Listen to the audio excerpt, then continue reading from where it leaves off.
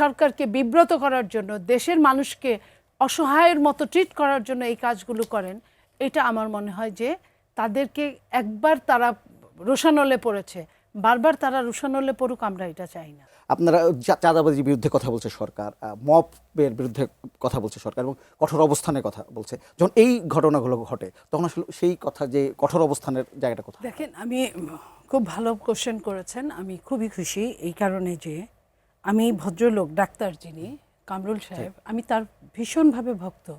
একটা মানুষ আমাদের পাশের দেশ কিডনির ট্রিটমেন্ট করে, তারপরেও কম লাগে, তারপরেও 20 লাখের নিচে না। যে মানুষটা 5 লাখ টাকায় কিডনি ট্রান্সপ্লান্ট করে, কোনো পয়সা নেয় না মানুষের কাছ থেকে, যতটা সম্ভব চেষ্টা করে। এই ধরনের ডাক্তারদের কোনো জাত থাকতে নাই। কখন কোন সরকার তাকে কোন পুরস্কার দিল, সে কিন্তু ওই পুরস্কারের লালায়িত হয়ে কিন্তু এই কাজগুলো করে নাই, তার বিবেকের তাড়না থেকে করেছে। এইখানে যারা গিয়েছে, আমি বলবো না যে বিএনপি ফেরেস্তা দল, বিএনপি মানুষের দল। বিএনপির ভুলভ্রান্তি হতে পারে, বিএনপিতে লক্ষ লক্ষ মানুষ কাজ করে, তার মধ্যে 2, 4, 5টা তো জানেনি। একটা সোনা বানাতে গেলেও কিন্তু খাদনা মিশালে ভালো গহনা হয় না, সেইখানে হতে পারে। সেইখানে আপনারা দেখবেন যে সরকার কতটা এটার প্রতি আপনার আইনের শাসন প্রয়োগ করে। ইতিমধ্যে অ্যারেস্ট হয়েছে এবং জঘন্যতর ঘটনা, আমরা তার শাস্তি চাই, নাম্বার 1। নাম্বার 2, যে ঘটনাটাকে পীর নিয়ে যে আমরা মবের কথা বলতাম, 18 মাসের আপনার ইন্ট্রিম সরকারকে মব যে চালুটা হয়েছিল, মব কোনখান থেকে, এর আগে সন্ত্রাসী ঘটনা ছিল, পরে ইন্ট্রিম গভর্নমেন্টের সময় মব মব মব মব আমরাও তাই বলি।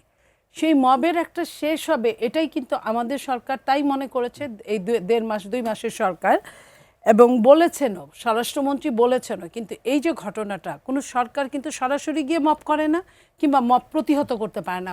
কারা করে প্রতিহত? তার হ্যান্ডসগুলো। আমার কথা হচ্ছে যে ফেসবুকে আগের দিন যে পোস্টগুলো দেওয়া হয়েছিল যেভাবে, এবং যারা যারা জড়িত তাদের কিন্তু চাইলে, আমি আজকেও একটা সেমিনারে আমি বলে আসছি এই কথাগুলো, তারা কিন্তু চাইলে পরের দিন সকালে, তাদের কাজ কি, যারা এই যে সাইবার নিয়ে কাজ করে, এই টিমগুলোর কাজ হলো পরের দিনই তো এদেরকে অ্যারেস্ট করবে বা এখানে বন্ধ করবে, 144 ধারা জারি করবে। তারা কিছুই করে নাই। এবং একটা মৃত্যুকে, তা সে যত বড় অপরাধী হোক না কেন, তার শাস্তি হতো, কিন্তু তার তো এই ধরনের মৃত্যু আমরা কাম্য হতে পারে না কোনো মানুষের দ্বারা।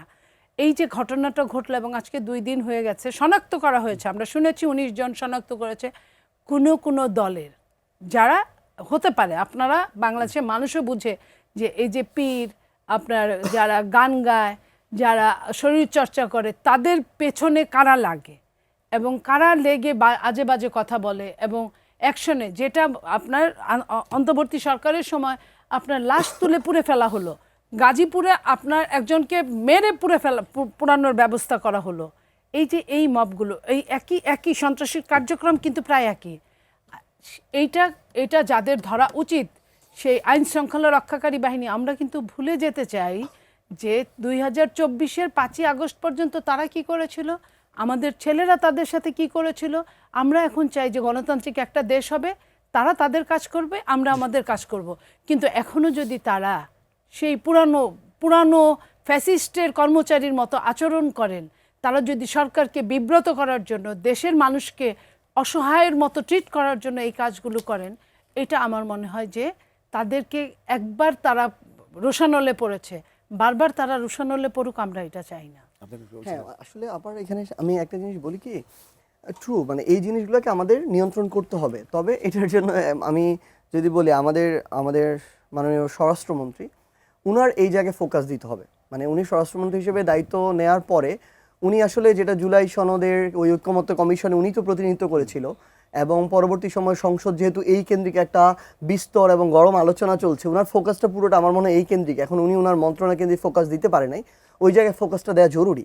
আর সিকেডিতে যে ঘটনাটা ঘটেছে, দেখেন এটা একটা এক্সাম্পল। হ্যাঁ, ওই যে ধরেন বলে না, যদি চোরের যদি 10 দিন হয়, গেরস্থেরও 1 দিন হয়, তো এটা ওই 1 দিন, কিন্তু বাকি 9 দিন সামনে আসে না। কেন আসে না জানেন? কারণ বাকি ডাক্তাররা ওই যে ডাক্তার কামরুল না, ওনার মতো পরিচিত না। তো এই জন্য এরকম অসংখ্য ঘটনা বাংলাদেশে প্রতিনিয়ত ঘটছে, যে ঘটনা হয় মিডিয়ার অ্যাটেনশন পাইতেছে না। যেমন ধরেন, আমাদের জামাতের একজন মহিলা কর্মীকে নিয়ে যাওয়া হলো আটক করে, মানে অন্যায়ভাবে, এবং এটা যখন পুরো দেশের ফোকাসে আসলো, তখন সাথে সাথে কি করা হলো, 1 দিনের মধ্যে তাকে ছেড়ে দেওয়া হলো, সকাল হতে না হতেই। আবার ওই দিনই ঠাকুরগাঁওতে আমাদের মহাসচিব এবং স্বরাষ্ট্রমন্ত্রীকে নিয়ে ফেসবুকে পোস্ট করার কারণে এনসিপির যুব সংগঠন জাতীয় যুব শক্তির একজনকে আটক করা হয়েছে, তাকে এখন পর্যন্ত জামিন দেওয়া হয়নি।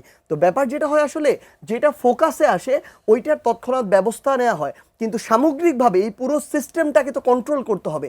এই জন্য দলীয় জায়গা থেকে তাদের স্ট্রং আর অবস্থান থাকা জরুরি। আরেকটা জিনিস যেটা শেষ করব, সেটা হচ্ছে জি বিরতিতে যাব। হ্যাঁ, আরেকটা জিনিস শুধু, আচ্ছা তাহলে আমরা হচ্ছে মানে আমি এই জিনিসটা শুধু অ্যাড করি, সেটা হচ্ছে আপা ইয়ার ক্ষেত্রে যেটা বললেন, যেটা আমরা ঘটনাটা দেখলাম যে একজন পীরকে এভাবে পিটিয়ে মেরে ফেলা হলো, আমি আমার জায়গা থেকে মনে করি যে এই ঘটনাগুলো এইভাবে হইতে পারে না।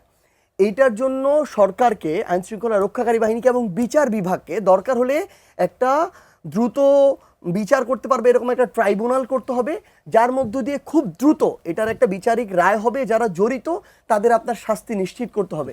যদি এটা না হয় তাহলে এরপর আরেকটা ঘটনা হবে, যেমন জাস্ট এই মোহাম্মদপুরে আপনি দেখবেন 2 দিন আগে দিনে দুপুরে প্রকাশ্যে 10 জন মিলে সিসিটিভি ফুটেজ আছে, কুপিয়ে রামদা দিয়ে কুপিয়ে একজন মানুষকে মেরে ফেললো।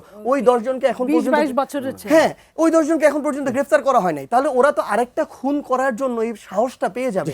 সো এই জায়গায় আমার ত্বরিত অ্যাকশন দরকার। তো অ্যাকশন দরকার। এদের নাম কি? কিশোর গ্যাং।